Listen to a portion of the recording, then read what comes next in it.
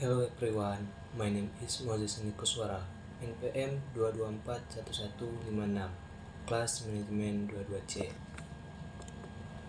Data, populasi, sampel, penyajian data atau tabel dan diagram.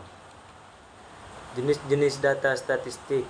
Jenis-jenis data dapat dibedakan menurut beberapa kategori.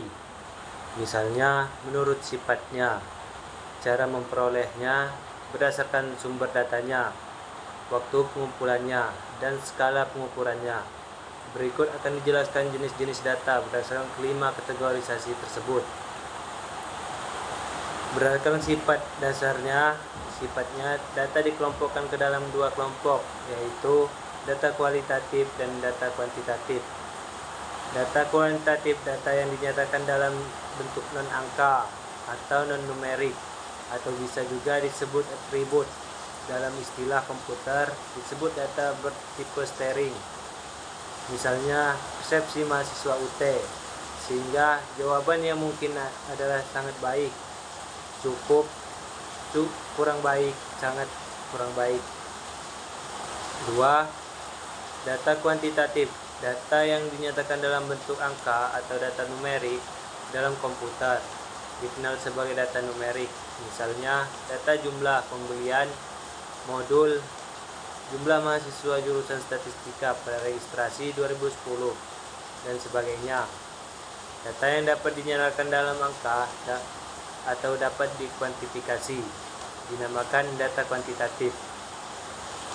1. Data deskriptif, data yang dapat dikategorikan secara tegas menurut bilangan cacah, tidak dapat disajikan dalam bentuk garis bersambung, sebaiknya dengan diagram batang. Data kontinu, data yang susunnya berkelanjutan, tidak dikategorikan secara tegas, bisa disajikan dalam garis bersambung, di mana setiap titik yang termuat pada garis tersebut adalah data. Tampilan data deskriptif dan tampilan data kontinu. Populasi dan sampel. Populasi, keseluruhan elemen atau unit penelitian yang memiliki ciri atau karakteristik tertentu untuk dijadikan objek penelitian. Besaran yang diperoleh setelah mengobservasi seluruh anggota populasi disebut sebagai karakteristik populasi atau parameter. Jika akan mengamati seluruh populasi, maka perlu diadakan sensus. Sampel, bagian kecil dari anggota populasi yang diambil dengan prosedur tertentu sehingga diharapkan dapat mewakili populasinya. Sampel diperlukan karena keterbatasan waktu, tenaga, dan biaya penelitian. Banyaknya anggota dari sampel tersebut. Ukuran sampel. Sampel dibagi dua, sampel representatif dan mewakili karakteristik populasi, dan sampel non-representatif yang tidak mewakili populasi. Jenis-jenis statistika deskripsi. 1. Mengurutkan dan mengelompokkan data, distribusi frekuensi, penyajian data atau diagram garis, batang, scatter, lingkaran. Skala pengukuran data, nominal, ordinal, internal, rasio. 4. Ukuran pemusatan data, mean, modus, dan median. 5. Ukuran letak, kuartil, desil, dan persentil. 6. Ukuran penyebaran atau disperse data, rentangan terkuartil, simpangan, rata-rata simpangan baku, dan varians. 7. Skor baku dan kurva distribusional. Jenis-jenis statistika inferensi. 1. Probabilitas atau teori kemungkinan. 2. Teori distribusi probabilitas. 3. Analisis covariance atau ANCOVA.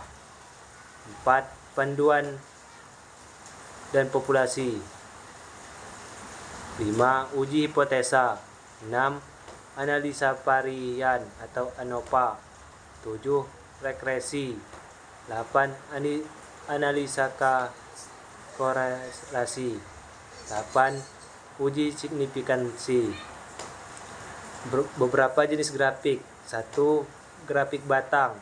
Bermanfaat untuk merepresentasikan data kuantitatif maupun kualitatif yang telah dirangkum dalam frekuensi relatif atau persen distribusi frekuensi. Cara para sumborisan diberi label yang menunjukkan kelas atau kelompok. 2. Grafik garis sama dengan grafik batang, namun data yang direpresentasikan adalah data-data bersifat kontinu. Cara pada sumbu horizontal diberi yang menunjukkan menyatakan frekuensi relatif maupun persen frekuensi. Setiap nilai dari sumbu vertikal dihubungkan secara kontinu dengan sebuah garis lingkaran. Digunakan untuk mempresentasikan distribusi frekuensi relatif dari data kualitatif maupun data kuantitatif yang telah dikelompokkan. Cara gambar sebuah lingkaran kemudian gunakan frekuensi relatif untuk membagi daerah pada lingkaran menjadi sektor yang luasnya sesuai dengan frekuensi relatif kelas atau kelompok. Contoh, bila total lingkaran adalah 360 derajat, maka suatu kelas dengan frekuensi relatif 0,25 akan membutuhkan daerah seluas 0,25 kali 360 sama dengan 90 derajat dari total luas lingkaran. 4. Grafik skuter. Diagram scatter atau scatter diagram merupakan metode presentasi secara grafisium menggambarkan hubungan antara dua variabel kuantitatif. 1. Salah satu variabel diagram pada sumbu horizontal dan variabelnya lainnya digambarkan pada sumbu vertikal. Pola yang ditunjukkan oleh titik yang ada menggambarkan hubungan yang terjadi antara variabel. Thanks for listening.